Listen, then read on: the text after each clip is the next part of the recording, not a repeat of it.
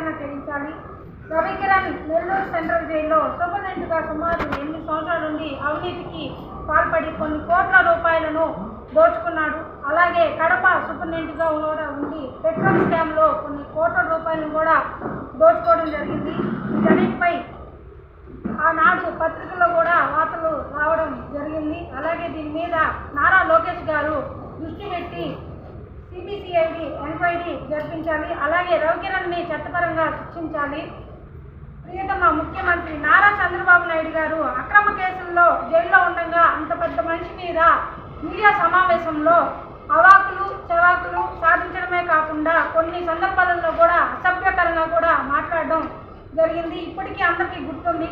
చంద్రబాబు నాయుడు గారు జైల్లో ఉన్నప్పుడు అక్రమ కేసుల్లో ఉన్నప్పుడు వాళ్ళకి కుటుంబ సభ్యులకి కలవడానికి వారానికి 2 సార్లు మాత్రమే అనుమతినిచ్చారు.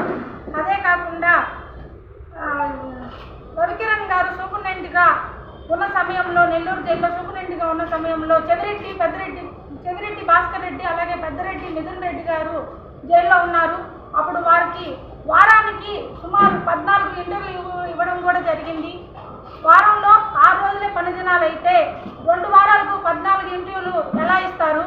అలాగే జైల్లో సూపరింటెండెంట్గా ఉన్నప్పుడు ఖైదీలకి ఏదైనా అత్యవసర పరిస్థితులు ఎదురైతే వాళ్ళకి కుటుంబ సభ్యులతో కలవడానికి ఎన్ని ఇంటర్వ్యూలు అయినా కూడా అధికారికంగా ఇవ్వచ్చు. అలాగే వాళ్ళని ఆ ఇంటర్వ్యూలు రిజెక్ట్ చేసి వాళ్ళకి 10 నిమిషాలు మాత్రమే మాట్లాడడానికి అవకాశం ఇస్తారు. అదే మిథున్ రెడ్డి విషయంలో సుమారు 20 నుండి 30 ఇంటర్వ్యూలు ఇవ్వడం జరిగింది. ఇదంతా కూడా ఇంటర్వ్యూల్లో ఎంట్రీ చేసి వాళ్ళకి అనుమతి లేకుండా అలాగే సంతకాలు చేయకుండా అనధికారికంగా కూడా ఇంటర్వ్యూ ఇవ్వడం జరిగింది రవికిరణ్ గారు. ఇప్పుడు మన టీడీపీ ప్రభుత్వం ఏర్పడడంతో రవికిరణ్ గారి అవినీతి ఇంటర్వ్యూ స్కామ్ బయటపడుతుందని గ్రహించి ఆయన నెల్లూరు జైల్లో ఉన్నటువంటి ఇంటర్వ్యూల స్కామ్ అంతా బయటికి తీసుకొని మాయం చేయాలని తగలబెట్టాలని తీవ్రంగా ప్రయత్నిస్తున్నాడు. నెల్లూరు జైల్లో రవికిరణ్ గారితో పాటు పనిచేసిన అధికారులు ఇప్పటికి కూడా జైల్లో విధులు నిర్వహిస్తున్నారు. అలాగే వాళ్ళంతా కూడా ఎవరంటే దుర్యోధన్ గారు, మహేష్ బాబు గారు, ఇంకా కొంతమంది వార్డన్లు కూడా నెల్లూరు జైల్లో ఇంకా విధులు నిర్వహిస్తున్నారు. ఇవన్నీ కూడా ఆనాటి రవికిరణ్ గారి అనుచరులు మాత్రమే చేస్తున్నారు.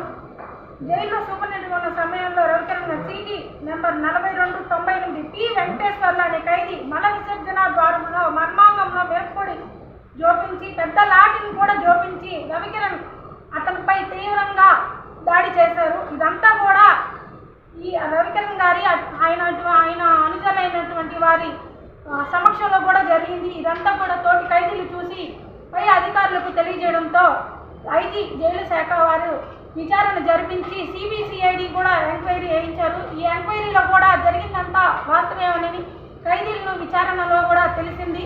సిబిసిఐడిలో ఎంక్వైరీలో రికార్డులు చేసిన సాక్ష్యాలను కూడా ఎస్హెచ్ఆర్సి వారికి పంపివ్వలేదు. దీనికి అనుమానం, అది కూడా మాకు అనుమానం ఉంది. దీనికి కారణం ఏంటంటే అప్పటి ఆర్థిక మంత్రి బుగ్గన రాజేంద్రనాథ్ రెడ్డికి రవికిరణ్ గారు మేనల్లుడు కావడమే దీనికి ప్రధాన కారణం. అప్పటి మాజీ మంత్రి పేరును ఉపయోగించి సిబిసిఐడి ఎంక్వైరీలో ఆయన దొంగచాటుగా తప్పించుకున్నాడు. గౌరవనీయులైన నారా లోకేష్ గారు ఈ విషయంపై కల్పించుకొని మరోమారు సిబిసిఐడి విచారణ జరిపించాలి. నిజాలను కూడా బయటకు తీయాలి.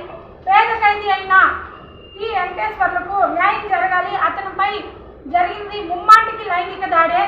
ఇప్పుడు ప్రస్తుతం రవికిరణ్ గారు గుంటూరు రేంజ్ డిఐజీగా రావడానికి తీవ్రంగా ప్రయత్నాలు చేస్తున్నాడు. ఎందుకంటే నెల్లూరు జైల్లో జరిగిన అక్రమాలను మాయం చేయాలన్నదే ఆయన ప్రధాన ఉద్దేశం. అంతేకాక వెంకటేశ్వర్లకి ఎప్పటికైనా కూడా రవికిరణ్ ద్వారా ఆ ప్రాణహాని ఉందని కూడా మనవి. ఇంకోటి ఏంటంటే ఆయన రవికిరణ్ గారు వెంకటేశ్వర్లని భూమి మీద లేకుండా చేయాలన్నదే ఆయన ఉద్దేశం. దీని మీద నారా లోకేష్ బాబు గారు దృష్టి పెట్టి ఈ సిబిసిఐడి ఎంక్వైరీ చేయించాలని అలాగే నిజాలు బయటికి తీయాలని కోరుకుంటున్నాను.